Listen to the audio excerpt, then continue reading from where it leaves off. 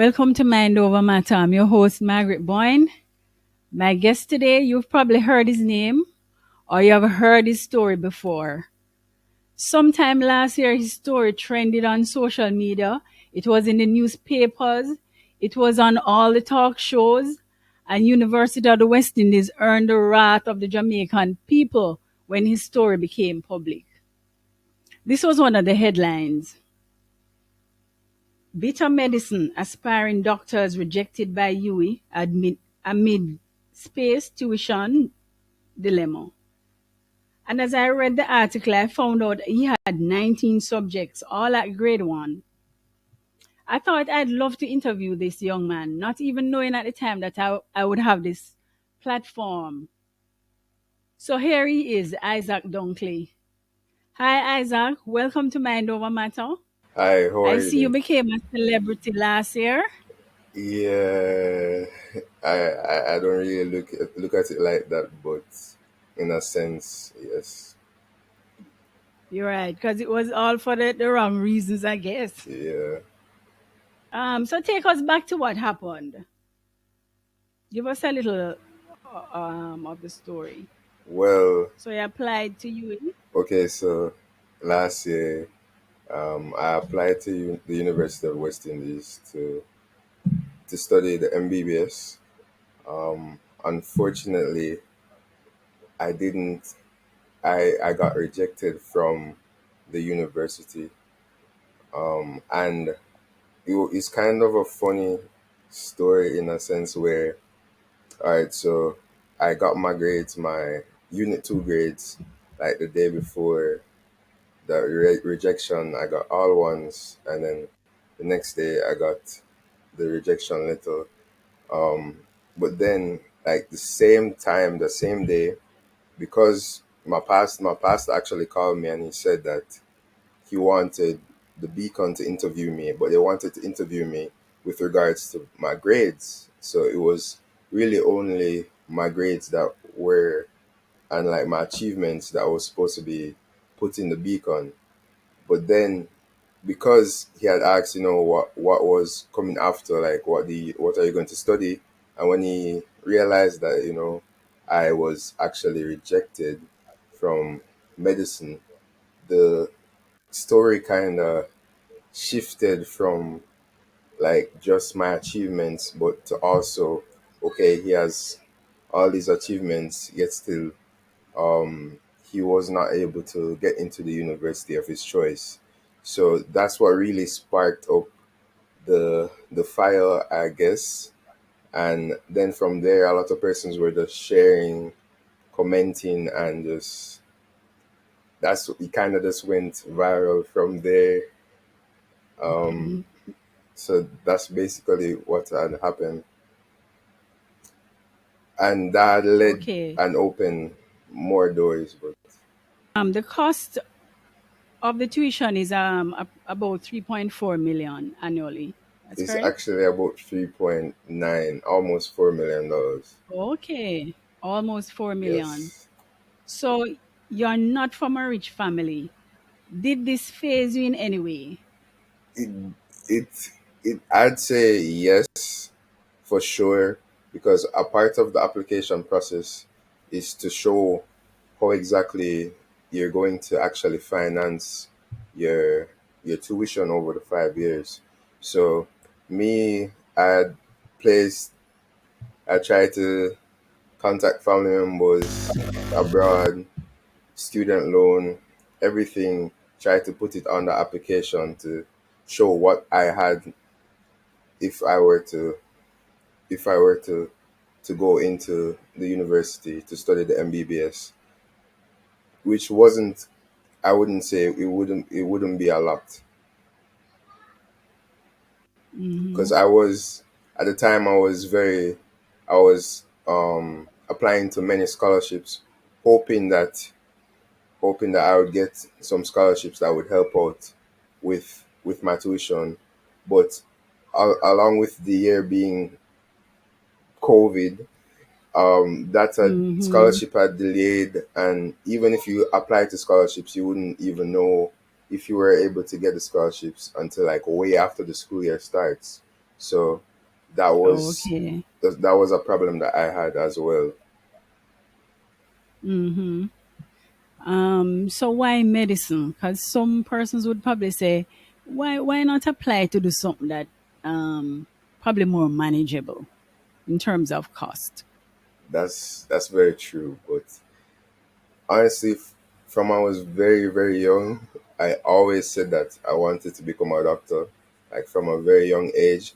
And I think it stemmed from like just having that mentality that doctors is just being a doctor was just a that type of that like one of those professions like doctor, lawyer, Indian chiefs, stuff like that. But then Mm. Yeah. after when I was growing up and I realized I actually really love like sciences and actually having experience, I realized that this is actually my passion and this is exactly what I want to do for like the rest of my life. So that was the reason. As it relates to doing something more manageable, I I know as it relates to financially, I know what I Mm-hmm. want and Mm-hmm. I'm going to go for it no matter what's in front of me. Maybe Mm-hmm. financial constraints, it may be anybody that's in my way. I'm going to try and find a way to get to my goal.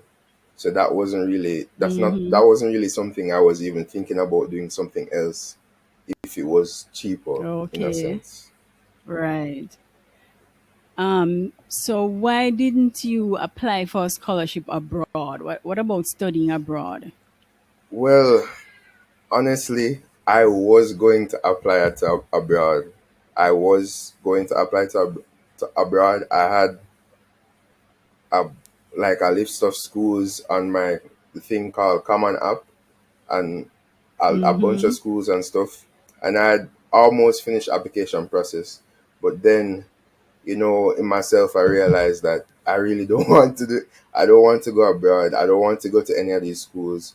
I know what I Right. want. I just want to study to become a Mm-hmm. doctor, and I think that has a facility that would be able to bring me up in that way. So I told my counselor that okay, I'm going to take off all my schools because I had a fee waiver, so that means that I could apply to any amount of schools I wanted, but I still chose Mm-hmm. to not apply to those schools mainly because like when I've set my mind onto something, I really really set onto it. Even though some other person may look at it and be like, "Oh, but you would have so many other options and all these Mm-hmm. things," but Mm-hmm.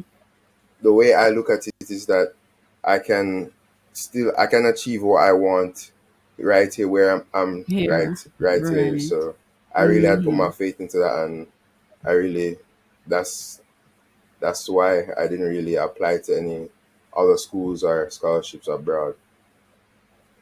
Yeah.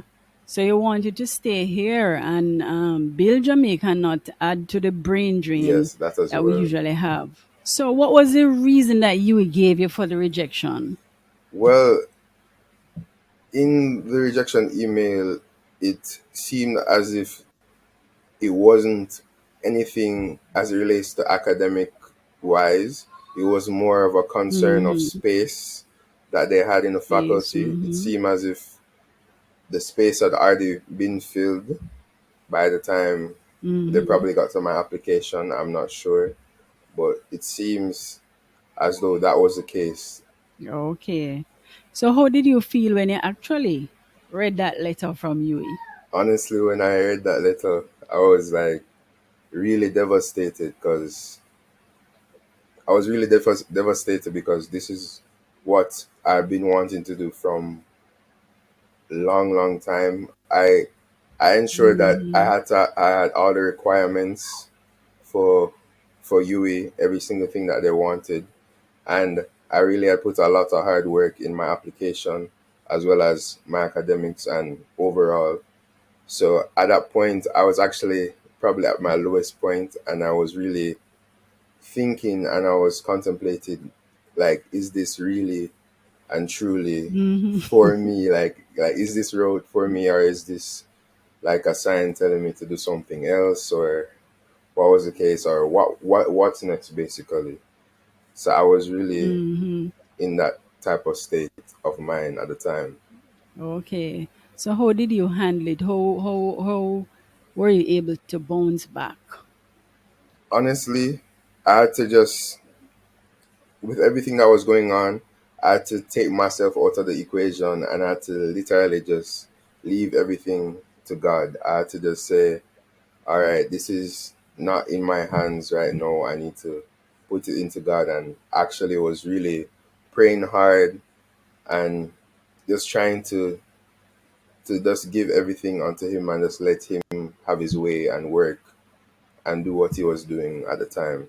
And that had really kept me and really, you know, gave me motivation in a sense and take me out Mm-hmm. of that like low state. Okay. So you mentioned earlier, that you are a Christian. So your faith was able to help you during this time. Yes, most definitely. And as well as my church, Pentecostal Gospel Showers, they were Mm-hmm. praying for me. They were they were really they were really there for me as well. Mm-hmm. And I saw your mother making the rounds with you. I saw pictures of your mother, and I was saying, boy, your mother look like she does say, may I leave this to God, God alone I will deal with Yeah. this. She didn't seem like the type that was going to be swayed or going to be worried. Nah. That was how she looked. Yeah, for because she's really like when I talked to her at the time, she was really encouraging me and saying that Right. you know you just have to pray and you have to just stick to your faith and don't be dismayed by the situation, but just let God have His Mm-hmm. way. And Mm-hmm. So tell me a little about your mother. How has she influenced you? honestly, I think if I were to have a role model, definitely say my parents, my mother, are my role models. They're very hardworking persons, and to see where they have come from had really Mm-hmm. inspired me. And it always because they never had the opportunity a lot of opportunities growing up. They've always poured out into me and always wanted me to become the best person that I could possibly become, to reach the highest of heights, Mm-hmm. no matter what the situation was or how exactly I'm going to get there. They were always there for me, and she's really just my stronghold. That's lovely. Um, so after the entire country spoke about your situation, just give us an update. What happened after? Well, what happened after was, well, essentially, Yui had reached out to me and they said that somebody wanted to help me basically. And someone had called me and they've been in contact with Yui as well um, as to give me a scholarship basically. And the scholarship was the UWI Toronto Gala benefit Gala Scotiabank scholarship. So Okay. I was Mm-hmm. awarded that scholarship, and from there I received an acceptance letter, as well as UWI actually allowed me to apply for a bursary, and that bursary allows for Okay. half of my tuition to be covered. So basically, the four Mm-hmm. million would become 2 million, as well as the scholarship that I Okay. received was worth $1 million for each year, and the rest of my tuition is paid through student loan currently. Mm-hmm. Okay. So you're presently doing medicine, doing what you wanted to do. Yes, So, what were some of the lessons that you learned during this period? lessons that I've learned throughout this period. Well, honestly, I think one lesson that I learned was to never give up on what you Mm-hmm. believe in and what you want, and on your goals, no matter the situation. Mm-hmm. Another lesson you that I learned was to really just make sure that in all situations and in everything that you're going through, to ensure that you give the situation to God, and cast your burdens onto Him, Mm-hmm. and just allow Him to, because He's ultimately, He has control of everything. So I really, at the time I was like, why is this like this? Did I do something wrong? What's Mm-hmm. going on right now? But it's really and truly, I think that throughout the situation, God really just wanted to show His glory through my situation. And I think that was one of the biggest lessons I had to learn, was to allow God to just glorify Himself through my situation. Recently, Students Loan Bureau reduced the number of guarantors to from two to one, which I thought was very admirable because persons do not understand that a lot of times persons who are from the inner cities, who are from the lower income bracket, they can't find even one person who is willing to be a guarantor. They just don't know anybody. So I think that was a very good step, and I know that will work out well for persons who, who are like you in similar situations. So let's talk about your achievements, though. Your 19 subjects. Which school did you attend? I went to Campion College. And were you always a high achiever? I would say I was a high achiever throughout like low throughout prep school as well as high school. I would say that I was a high achiever. Yes. And so tell us a little about school life at Campion. What were some of the things that you did? Well, school life at Campion was an amazing experience. They really provide us with a lot of amazing teachers as well as faculty. And as it relates to sports, they were very diverse. Um, so for sports, I did cricket. However, I did cricket for my first 3 years, but my last 4/5 years at Campion, I did I did I did rugby, and that had really become a really passion for me Oh, as well. I really love that sport. okay. I think we can see that. Yeah, yeah. So Yeah. as it relates to academic Mhm. wise, the Campion is very competitive as it relates to academics.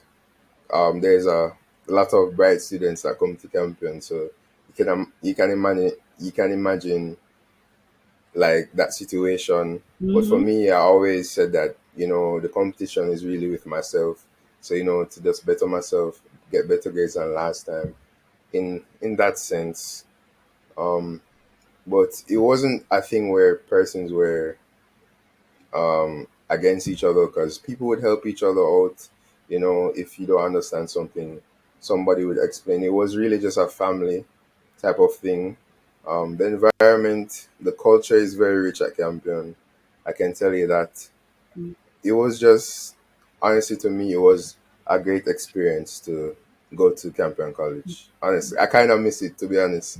I kind of miss Campion, miss high school.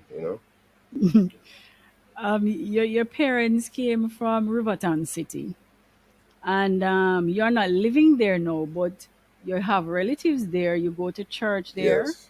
Are you considered a role model in Rivertown City? I would say some persons do consider me a role model. A lot of persons reach out to me, ask me for help, whether it be just their homework or SB or anything like that. They reach out to me, and I'm always willing to help. I would say I'm a role model to some extent, but I wouldn't say I'm like huge or anything, but um, it's But you still give back. You still give back to the yes, community. of course. All right. So gaining 19 subjects all at grade 1. How did you accomplish this? Well, I mean, what were some of the strategies that you applied? Doing well, obviously they weren't all at once, but doing Cape and CXC, it was really challenging. But Campion really they have a lot. Their staff, their teachers are very good. But I had to put in a lot of work. I had to be Mm-hmm. studying, ensuring that I have good time management because with my other responsibilities as Mm-hmm. well. Um, at the end of the day, like the first time I did CXE, I was actually very, very, very nervous. My hand was shaking like crazy. I don't know how I finished the paper, but my hand was very shaky. But after the first time doing it, I never knew that I was gonna get all ones. Like literally, I was counting on my hands how many ones that I thought that I got based on my performance that I thought.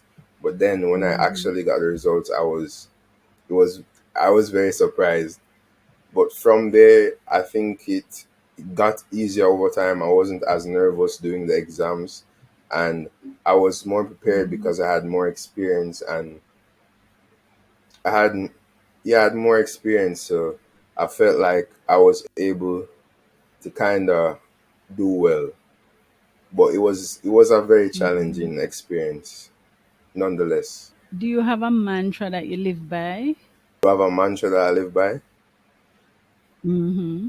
Not really, not really. I don't think I have a mantra at all. I just Just do your best at all yeah. times. Well, that's probably my mantra. Mm-hmm. Honestly, I just do your best. Just make sure you do your best in Mm-hmm. everything. We're presently in a pandemic, and there are thousands of children, students who have not had any access to online learning. What advice can you leave for them? What can they do on their own so that they might not be left too far behind? Thank you for that question. I think in the case where you're you're not there's not readily available Wi-Fi or any devices that you could use. If there's any possibility that you can have like a textbook and a notebook, you can learn in that aspect, as well as try to reach out to persons, reach out to write letters to Mm-hmm. companies or write letters to the government, seeking help, because sometimes we just need to when we need help we just need to ask for it, to be honest. Yes, Mm-hmm. so I think Mm-hmm. if we're doing that, hopefully the government would respond and seek help, like what they've been doing recently with giving out tablets. So stuff like that, I think that would help out. But giving them, honestly, online learning is very hard, as well as the internet is Mm-hmm. very distracting. You have games, YouTube, Mm-hmm. all these things that you can put on the devices. Honestly, I don't like online learning. I think the best thing to do right now is to go back to school. But being the case, we just have to try and work with what we have right now and try to just be. Because all right, so when I started online school, it was very hard for me, but I realized that if I'm going to do this, I have to be very disciplined with myself. I have to say, okay, I'm doing this right now in this time, going to get this work done. Um, Many kids out there might not be like that, but you have to try and build some sort of discipline where you can say, okay, for these 2 hours, I'm going to be studying, I'm going to be practicing math, I'm going to be in class. And then after that, in lunchtime, you can do whatever you want, and then you get back into the work into the evening. So I think Mm-hmm. that's probably the best thing. What message do you have? What message do you have to leave for young Jamaicans? And especially those in Rivertown City. Talk to the youths them in a Rivertown City. All right. Well, one message that I have to give to the youths, especially the persons in Riverton City, is to just try and focus on what you want and what you believe in and in your Mm-hmm. goals, and try to be ambitious, and to don't think that, okay, becoming a doctor, saying that I want to become a doctor is too of a high is too high for you. Nothing is high. The sky Mm-hmm. isn't the limit. Past the sky, you can go beyond Mm-hmm. the sky and further. So honestly, just whatever your goals are, just try and shoot for them, and try to just get an Mm-hmm. education. Try to be the best person that you can be, and try to take Mm-hmm. yourself out of that situation, and even to go back and help other persons. Like I definitely want to be in a situation where I can go back and help persons financially, whether it be scholarships or anything of that sort. So yeah, that's pretty much my message. Well, thanks for joining me today, and all the best. I'm looking forward to seeing you realize your dream of being a doctor. I don't know, maybe one day I might have to come to you too. Let's hope But not. all the best. All the best, and thanks for being here. Thank you.